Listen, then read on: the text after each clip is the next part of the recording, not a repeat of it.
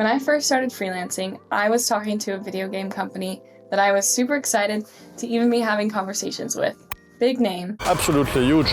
And the things I asked for in a proposal took me about 15 hours to put all together. So I pulled an all-nighter putting this deck together, sent it over, and then I never heard from them again. Okay, here's my proposal.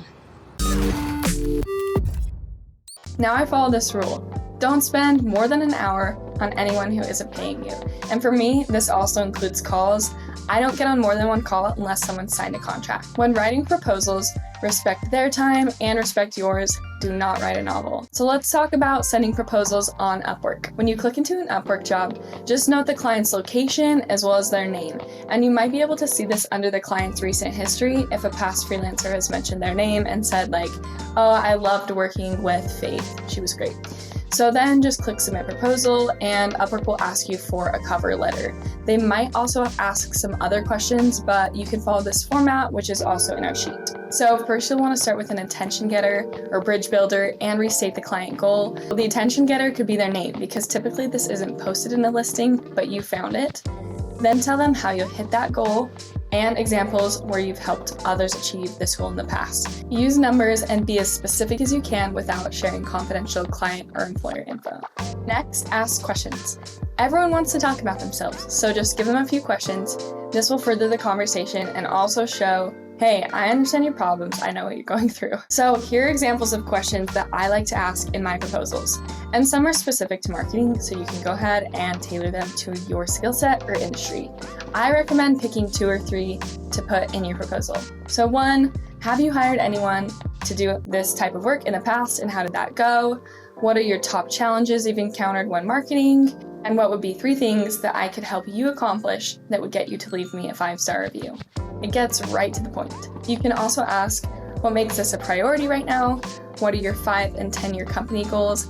And what has worked for this company in the past? You can also ask, what has not worked in the past? Here's an example of a proposal I would send on Upwork. Hi James, I see you're Seattle-based and congrats on yesterday's Seahawks win. I see you're looking for a TikTok video that brings website sales.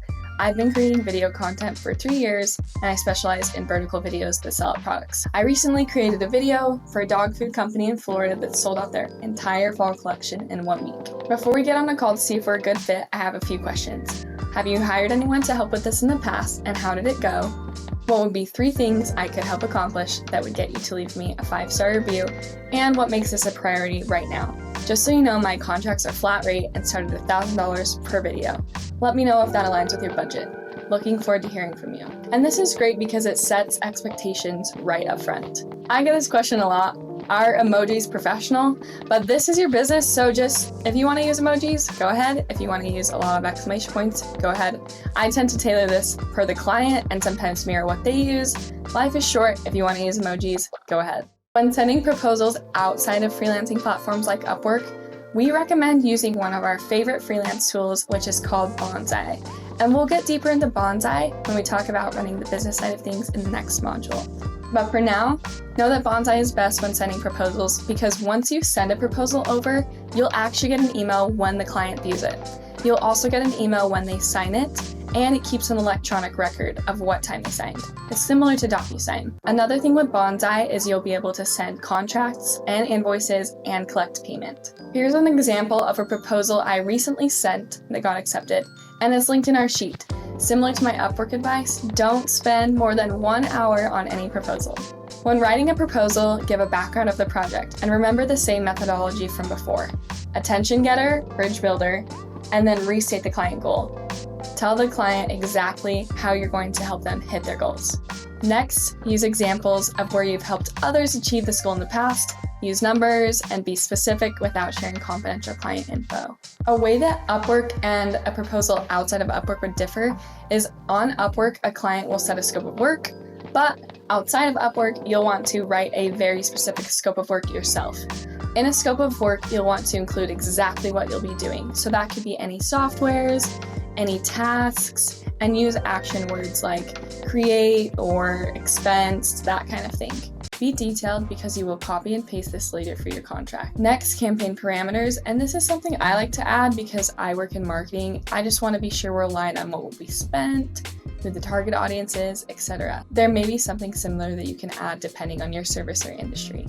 Next is the fee structure, and I put the name of the project and then just write monthly retainer. For example, shoe website redesign, monthly retainer, and then the monthly amount. Add deposit required, a 100%, and then include the amount.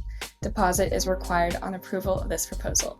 I also add a reminder snippet to tell the client why I'm so great, and then add previous reviews to confirm that I'm the right person for this job. So this is exactly what I put.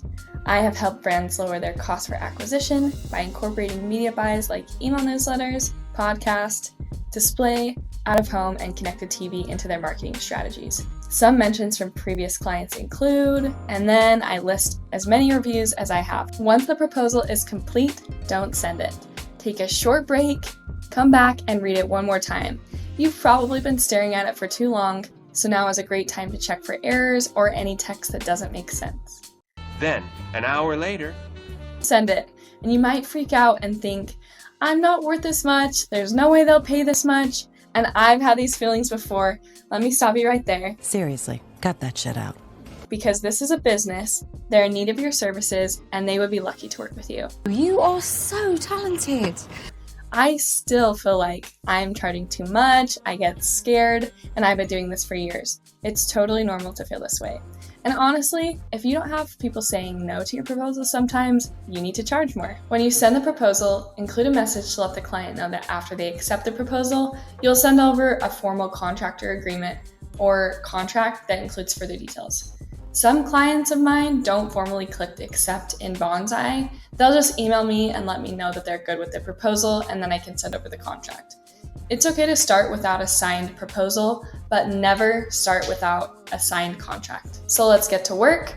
Remember, submit 10 Upwork proposals, and remember that you might have to submit quite a few once you get started, but once you get going and get reviews, clients will come to you.